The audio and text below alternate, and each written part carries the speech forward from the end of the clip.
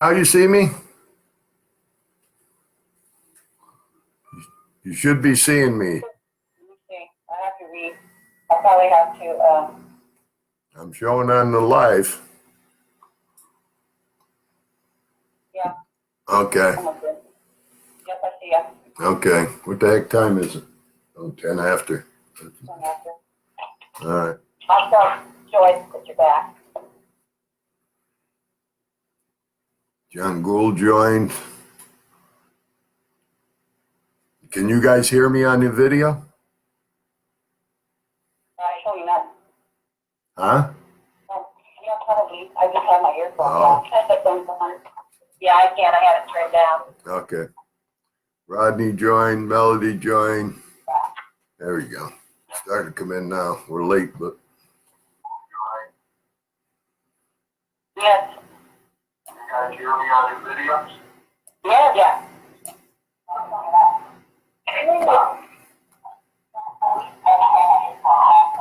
That started when I talked. Then it goes about 3 seconds later. Well, I have to turn off my speakerphone. My speaker, because I'm getting a lot of feedback with it.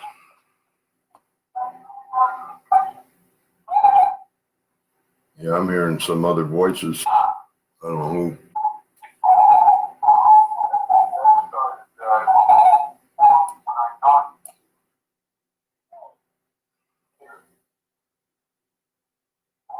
Okay. We had a little technical problems there getting me on online there, everybody. That we're waiting for some more people, hopefully, to join us, and then we'll get started.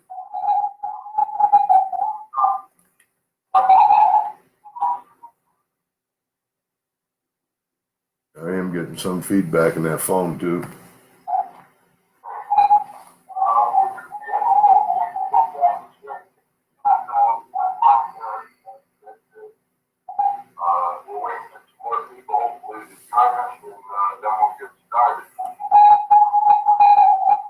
Is that delayed that much?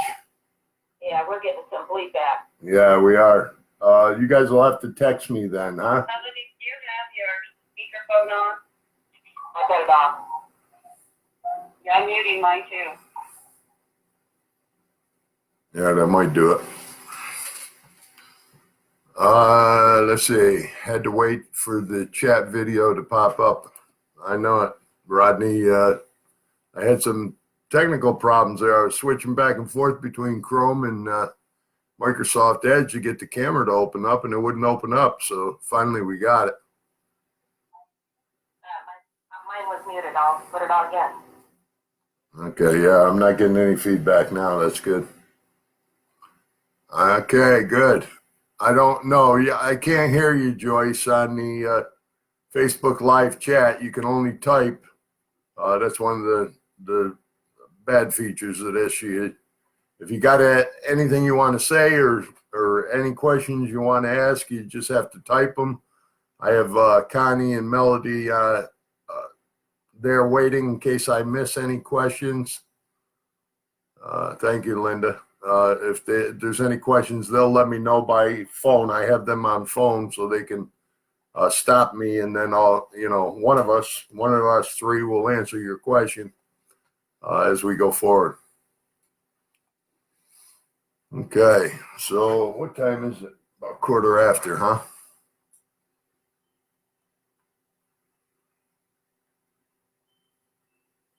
Okay. Let's see. Yeah, that's right, Connie. I'm the only one that can talk, but if Melody and Connie jump in whenever there's a question, hopefully you'll hear them over my phone on this live chat. You'll hear them on the live chat also, besides just me. All right, so let me get this agenda brought up to the top. I did post the agenda, by the way, for anybody that wanted to see the agenda for today's meeting is on our Facebook group, so you can look at that. Maybe I can make this a little smaller so I can not block the Facebook live chat so much. Okay, so it's 1:15, so we're going to get going. If people join us, they do. If they don't, this will be recorded, and afterwards they'll be able to look at it. Like I told you, if there's any questions on any part as I'm going through this, just, ask the question, type the question in, and Melody and Connie will let me know. I'll stop and we'll answer your questions. So this is a formal general membership meeting that we're required by our bylaws to have every quarter. And so we got to follow a little bit of a formal format because it is a formal meeting. And then, we'll try to keep it as loose and informal as we can, but there are certain requirements that we have to fulfill. So we'll call the meeting to order, and it's 11:16, I think, or 17, close to that. The minutes of the last general membership meeting, if you're looking for those, they're on the membership info page of our formal website. The video is there, the agenda is there, the minutes of that meeting are all on our membership info page. So instead of going back to that and reading all that, we're not going to do that. It's available on the membership info page. All right. So next thing is the financial report. We have a balance right now on our bank account as of 3/19/2019 of $10,448.92. We have projected, and when I say projected, this is historical for us. We do a tentative budget, and we have actual recurring expenses every year. So for 2019, our projected budget, which again is historical and actual, is $9,000. And that covers the bare necessities of our expenses. We get hit with large expenses, usually around mid-year, although some of our expenses, like trips, when we go to the GE annual share owners meeting in the spring and the national meeting of GE Global and corporate HR in the fall, all us retiree reps. So those are 2 times a year. And then we have some quarterly expenses, like our formal website cost that we have to pay on a quarterly basis. But most of our bigger expenses are around mid-year of that $9,000 that I'm talking in expenses. All right, so we always try to start our fundraising drive for the following year. In other words, in September of 2018, we started our fundraising drive for 2019. If we didn't do that, we wouldn't have what's called carryover to start our budget and cover our expenses at the first of the year. So that's why we always start our fundraising drive in September of the previous year, 2018 for this year, for 2019. So that's the financial report. More specifics of that are available for any member that would like to see them. All right, next thing I want to cover is the benefits of the Rage membership, or solutions as we call ourselves today. And the idea is always to help make your lives better and to address your quality of life issues and concerns. We've grown from a loosely organized core group back in 2016 that centered on activism, the lawsuits, the rallies, the petitions. Now we're a professional nonprofit organization that's recognized by IRS in the state of Kansas. We have articles of incorporation, bylaws, all the stuff that's legally required.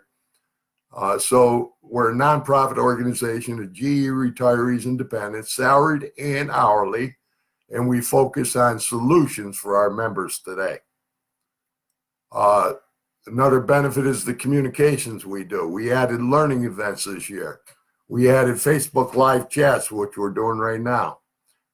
We do monthly newsletters. We do emails. We have an email distribution list that we send out newsletters, and we send out notices and for our fundraising and for many other different important events coming up. We have 2 distinct websites, this Facebook page and our formal website. And we offer many informational posts on those sites and notifications and events and anything that's important, not just for corporate retiree health care or corporate pensions, but also for Medicare and Social Security, which we all are concerned about also. We offer benefits advocacy. That's another benefit we offer, and that's Melody Jackson that is our benefits advocate, and that's help with your benefit issues with GE Global or One Exchange. We offer benefit plans, dental, vision, prescription, Medicare, Medigap plans. We offer those. They're on our formal website. We did the due diligence, the research, and endorse those programs after we did that as a board. So those are available. That's another benefit. We'll always be your voice at the GE annual share owners meeting in the spring and at the fall meeting of retiree reps and GE Global benefits and corporate HR in the fall. So we're your voice. We hear your concerns, your issues. We bring them up at those meetings. Okay. So what are we going to do this year for 2019? What do we have planned? The first thing I always like to say to people is the challenge isn't over just because the lawsuits have been dismissed. We will continue to be your advocates for better retiree health care, and we will continue to fight for incremental increases to your pensions like in the past. About every 4 years, they either gave a 13th check or a percentage increase. Now, of course, with GE's financial situation, that isn't the topic they want to hear about. But we feel you've earned these benefits and, you deserve these benefits. And of course, we'll always fight to maintain and preserve those benefits. We will continue learning events, membership meetings. We'll do letter and email campaigns, petitions. One of the unique things that we do as an organization is we do surveys and data collection and data analysis, which impresses GE that we do that. And we don't just use rhetoric, we use facts, statistical data we use. We have a formal website with many communication functions and tools, and we have other initiatives and strategies. We'll continue to push, another one of our initiatives and strategies. We'll continue to push for an increased fair RRA amount. Again, the financial climate, they're not too receptive to that, but we will continue to do that. We will push for better customer service from VIA benefits. We will push for more and better healthcare provider choices from VIA benefits. Next initiative and strategy is we will continue to evaluate and offer endorsed benefit plans. We do it, as I told you, we do a vetting process, a due diligence process that we follow, and we're pretty good at it. We've gotten pretty good at it. And we'll look at these different dental, vision, prescription, Medicare, Medigap, and Part D plans, and we bring them in. We do our background research and due diligence, and we bring them in and we interview them before we ever endorse them and put them on our page as an endorsed benefit plan. So we're looking at some other things right now, and we may possibly offer some new benefit plans in the future. There's a few things that we're looking at, a couple things I should say. Next initiatives, we'll always try to grow our membership. This is the part that sometimes gets frustrating for us. We know there's a ton of retirees out there. There's 243,000 retirees presently and beneficiaries. That's retirees and beneficiaries. With the future retirees combined, salaried and hourly, there's going to be 434,000 future retirees and beneficiaries total. That's total. That equates to a possible 60,750 now and up to 100,000 that are out there for us to try to market and get them engaged and get them to join us. All right. So, that's something that's always in our mind. Obviously, if you grow membership, you grow your revenues. I mean, that's, common sense, right? Therefore, we need the many effective initiatives and strategies. If we have increased membership, more members we have, the more GE listens to us. we need your help and support. Word of mouth is obviously one of the best things. We also do, Melody and I have done live face-to-face retiree presentations at different GE locations, retiree chapters, Elfin, Quarter Century. Wherever we're invited to go, we'll go and we'll present information. Melody's done a very good packet that she uses and brings and hands out at these meetings. We have postcards. We have a lot of things. We're constantly working on growing this membership. It's been slow, but we keep going at it. So the one thing that we need to do, but we need the revenue, we need the money to do it, is an effective marketing campaign so that we can reach out to that 60,000 or 100,000 that are online, that do use computers or smartphones. But marketing campaigns obviously are costly. So again, we have to have the revenue to do that. Now, we'd love to get those people into our Facebook page and into our formal website, and it would solve a lot of our problems as far as expenses and being able to offer more services and do more strategies and initiatives and have a larger voice with GE. So next initiative is we will continue to advocate and try to protect all your retiree benefits, whether it's corporate retiree healthcare, corporate pension, Social Security, or Medicare. We do that through petitions, posts, collaborations with other retiree organizations such as the National Committee on Preservation of Social Security and Medicare. ProtectSeniors.org just contacted us again to renew that collaboration. Social Security Works, AARP. You've seen petitions on our site from all these different organizations. And our most effective strategy is for all of us to work together, and have a common voice to let everybody know, all corporations know, let our politicians know that we're speaking in one voice. So we work on that, collaborations and advocating and trying to protect all your retiree benefits. We'll continue to offer benefit advocacy, obviously, with Melody Jackson, our benefits advocate, and always continue to help you with your benefit concerns or issues for you or your dependents. And obviously, all of this costs money and is part of the expenses of running a professional, nonprofit organization. We'll talk more about this in a minute and about that, our expenses and revenues and stuff we'll talk about in a minute. So I'm not getting interrupted by Connie or Melody, so there must not be any questions so far. Okay. I wanted to note on here, I put on the agenda, if anybody, again, it's posted on our Facebook page. I wanted to remind you, because this is the year for elections for all the officers, and we've talked about this as a board, we need to break this up. It would be something if all the officers didn't get reelected and there's a whole new organization, that wouldn't be too good. It'd make it a little dysfunctional. So anyway, we have elections coming up in October of this year.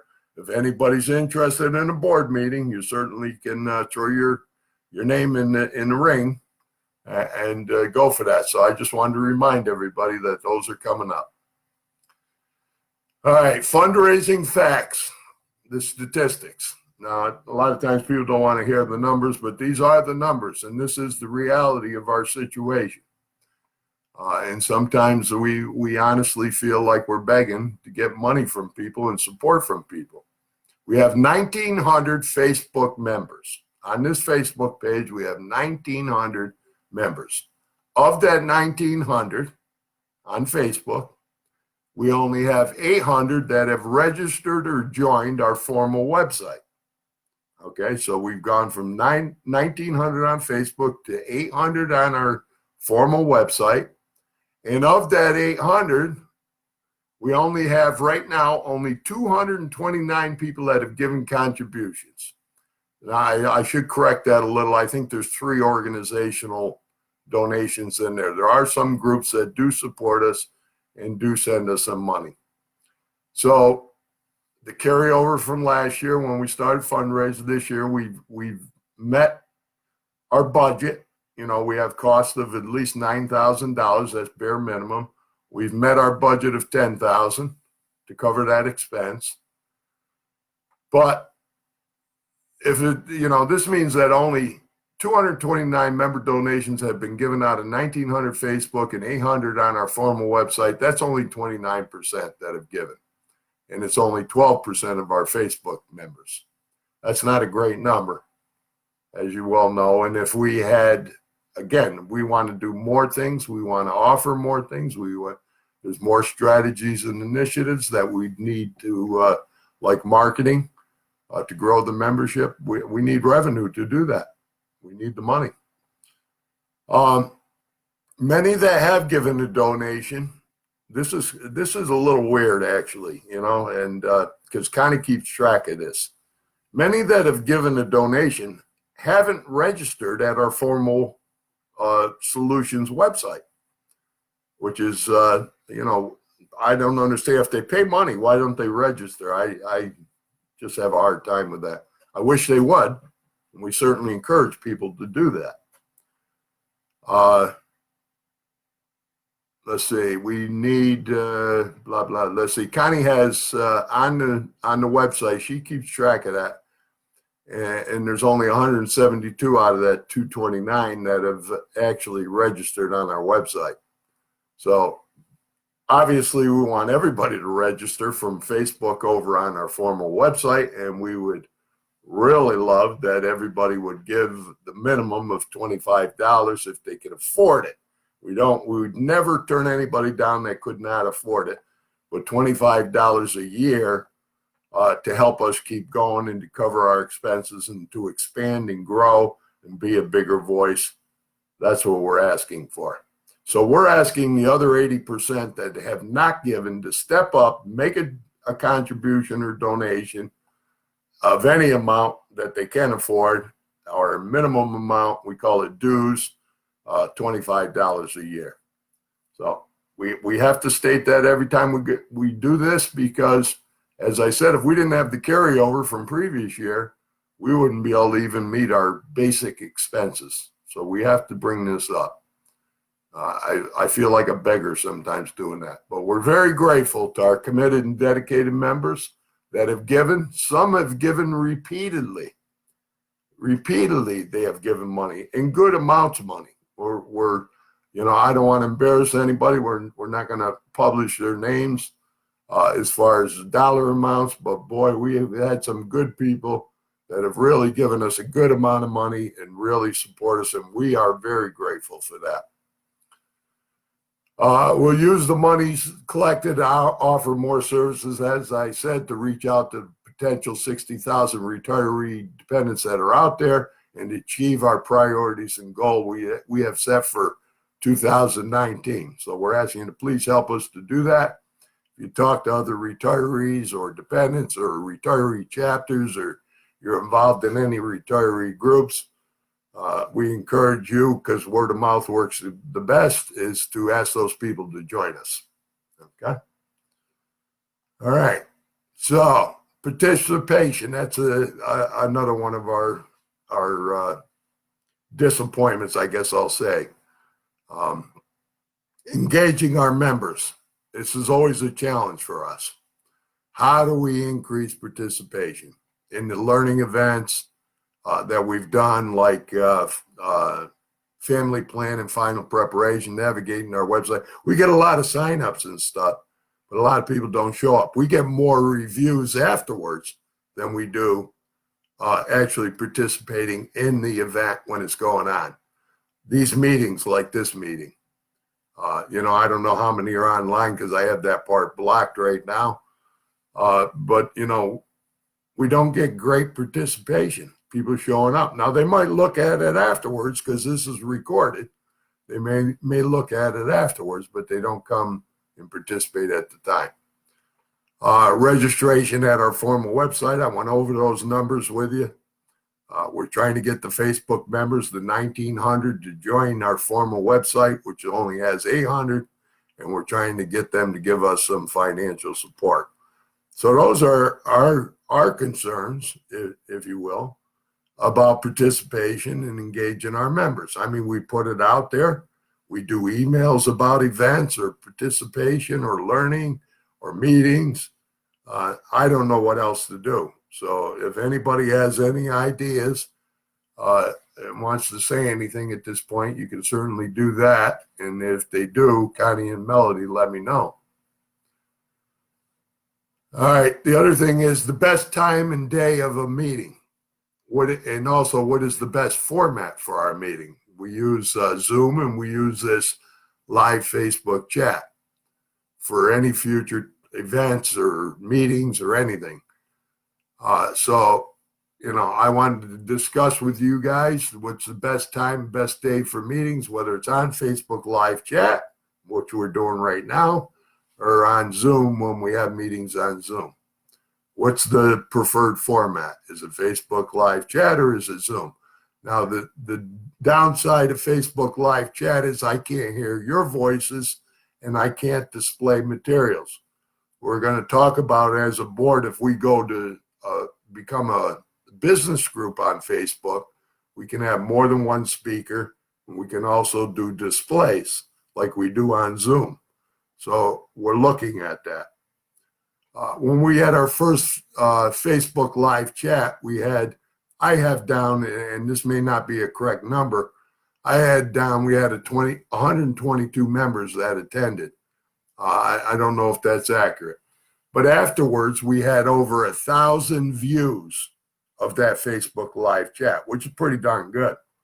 We were very pleased with that many people looked at this.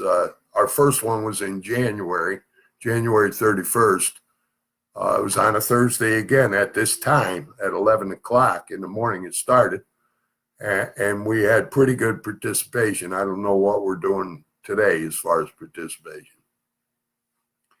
Our Zoom learning events, the 3 that we've held so far, and we have others planned, are not well attended. We do get a good number of yeses and maybes that they will attend, but very few show up. We don't know if that's a problem with Zoom or them signing up on Zoom or getting frustrated with Zoom. We don't know. But we do have many reviews of the learning events, the videos, and the materials afterwards. We have a counter on our page. It's called Stack Counter. And that tells us how many people have viewed those learning events, which we're pleased where people have gone and watched those videos and reviewed those materials. Stack Counter also tells us, it keeps track every day, the traffic on our site, and it tells us the absolute best day is Thursday, and the absolute best time is from like 10 o'clock to 4 p.m. is the best time for engagement on our formal website.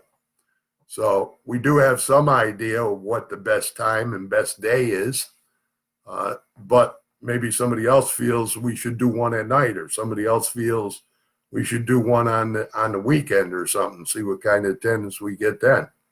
The other good days are the weekends, not as good as Thursday, but they are good on our Stack Counter for traffic. So that's a possibility, something to think about.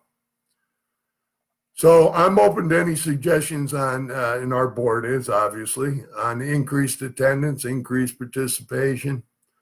We know that we're competing with many other GE retiree Facebook groups. It'd be nice, we all work together. That would help us tremendously. I think overall, if I counted right, there's like 6,000 members on all the different GE retiree sites. That would help us tremendously if a lot of those people would join up with us.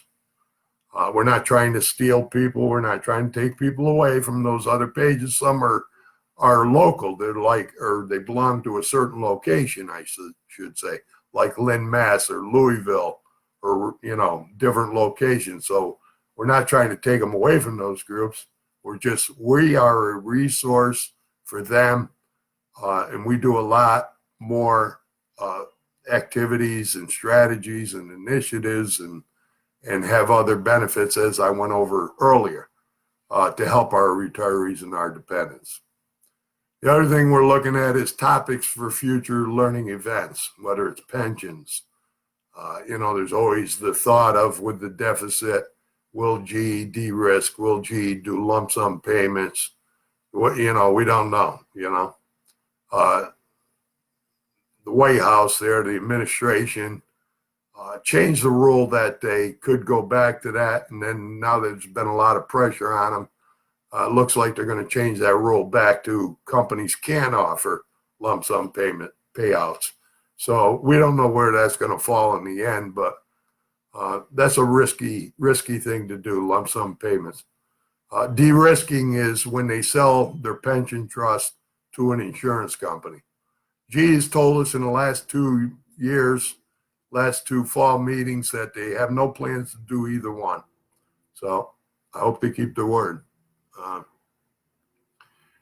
Maybe another topic would be the difference between different Medicare plans, the A, B, C, D, E, F, G stuff, the different plans and what they have to offer and what do they cover the Part B, don't they cover the Part B?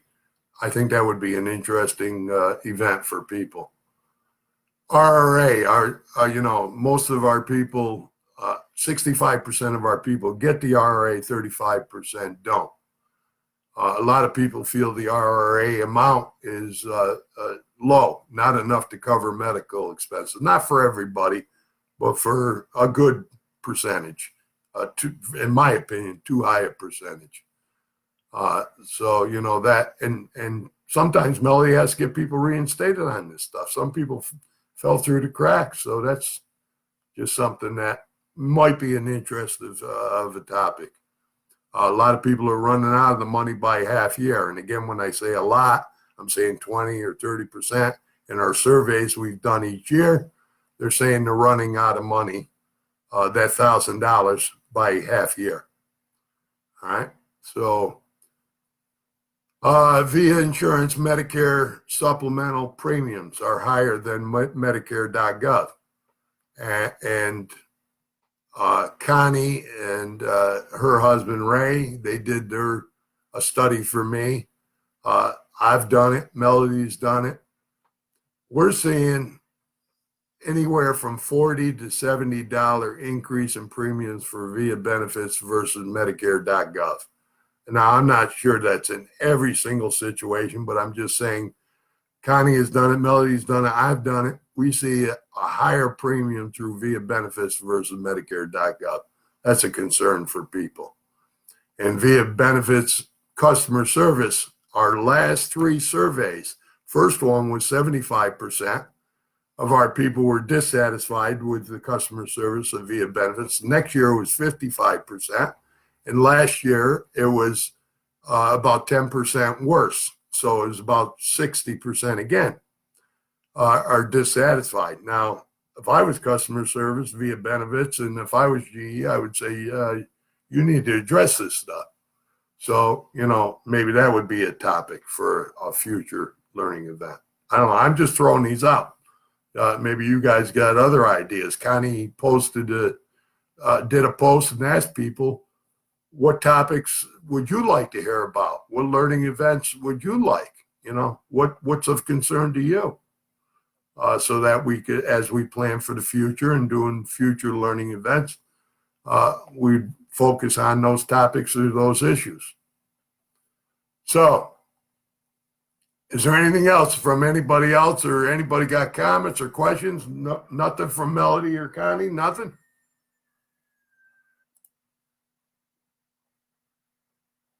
I see Bob says I'm here, and I can see you now.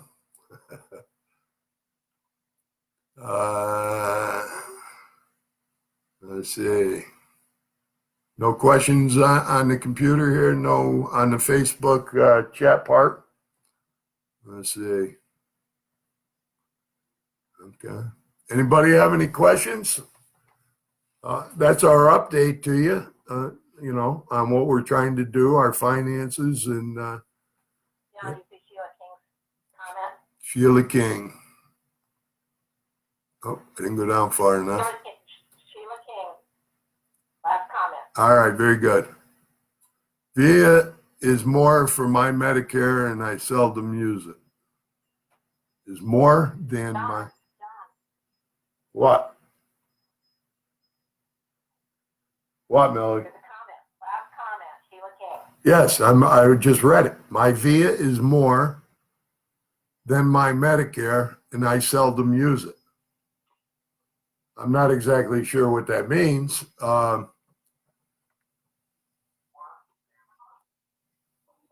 She has her, She's just pretty much saying what you just said, that VIA costs more. okay. She's just making a comment that it costs more. Well, your Medicare is 134. Medicare is 134, and she's saying her premium. I don't see that on here, but.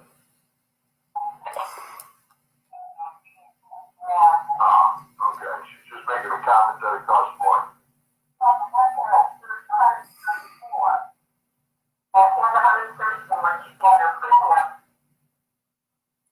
Okay.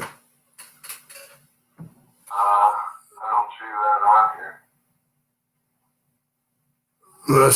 I don't see any dollar amounts on here, but I do see that she says it's more than Medicare and she seldom uses it. I don't know if that means she has another Medicare insurance option someplace. I'm not sure what that means.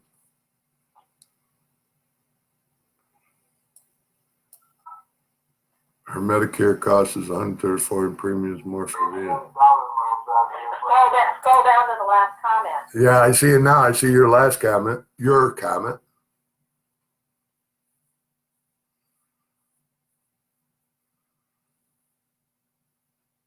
Your supplement, John. Your Medicare supplement. Am I missing something here?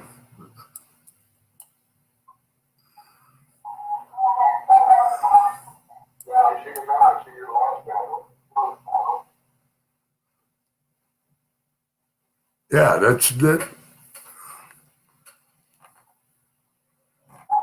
Okay.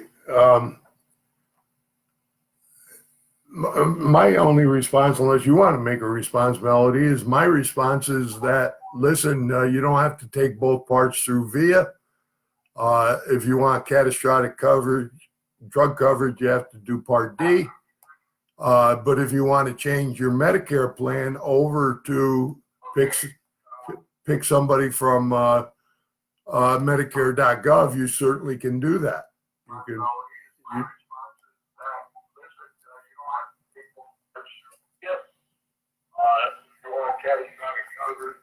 I'm getting the feedback from because it's delayed, but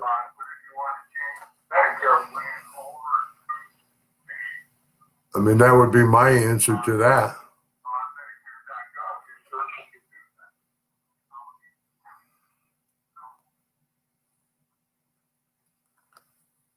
John? Yeah. Yes.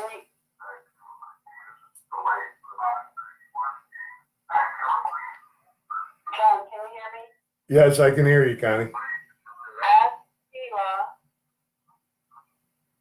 Well, if you can hear me, let me, I'll talk to you for a minute. Ask Sheila if she qualifies for the $1,000. Maybe that's why she doesn't use VIA much. She said she does, Connie. Where does she say she uses it? So the last comment. The last comment. Okay, yes, I do. Okay, yeah. There you go. Okay. There you go. Okay. Is there anybody, I don't know if we answered Sheila's question. Sheila, you could always PM us on Facebook if we didn't answer your question or you're satisfied with what you have. We Melody certainly would help you with any questions you have, or if you're looking for a different provider, you can take one. You can take your Medicare part over at Medicare.gov if you want to do that and save some money. I mean, if you're talking $40 a month or $70 a month, whatever the premium difference is, multiply that times 12, that's over $400. That's over $700. That's money in your pocket. That's the way I look at it.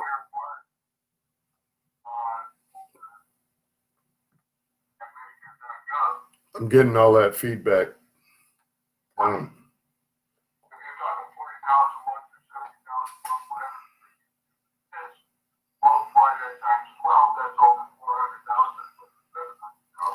Okay, so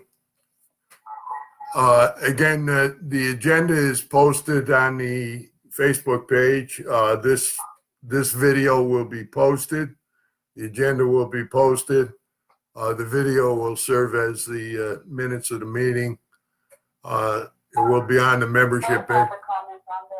I'm sorry? You want to read it? Okay. Okay, thank you.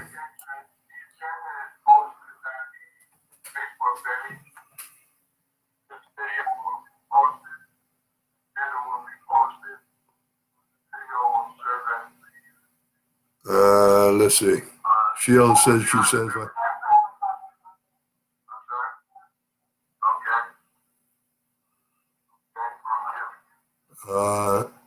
We'll be running out of our RRA by May this year because VIA screwed up and paid me my RX plan for the whole year. Every year since I've been involved with this program, there is always an issue. Melody, are you aware of that from Joyce?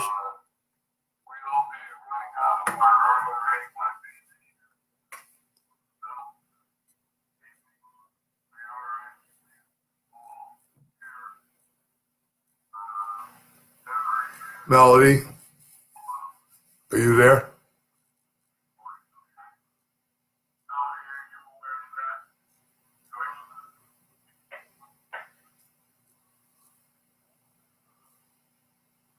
Okay, maybe we lost Melody. I don't know. Joyce, what I was. Oh, she just came back in. Hold on a second. Hello. What happened? You got knocked out? Yeah, John, I took care of it a long time ago. Oh, okay. All right. All right. Okay. Is there, let's see, if I use it all before June, then get sick in the fall, I'll have to cover me. Okay. I'll use my, for the last 6 months in case of illness. Okay. All right. Is there anything else anybody would like to, yeah, I see that, Joyce, that you informed Melody. Anything from anybody else, or I can close this out? Certainly, if you have any more comments once this video is posted on our Facebook page, you can certainly write comments. Many did after the last one, and we will respond to them. We'll respond to whatever comments or questions or concerns or issues you have. Put them on it, and when this is posted, this recording, put them on that posting. All right. So if everybody's happy, we're going to close this thing out. Is that okay? Everybody okay? Do your thumbs up or say okay or whatever way you do it.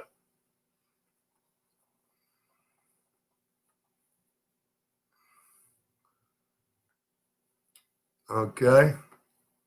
All right. Well, then I'm going to close this out if there's no more questions. I don't see anything. Pam Shipley just joined. Okay. There we go. All right. There you go. Now they're coming up the screen. Thank you. All right. So everybody's satisfied, and I hope it was informational for you and you learned something. And please get out there and help us to recruit retirees and dependents and ask them to join us. We do have a lot to offer. We do a lot of work, a lot of different things, strategies and initiatives and things we offer. All right. So I'm going to say goodbye for now, and we'll see you at the next live event. All right. Bye-bye.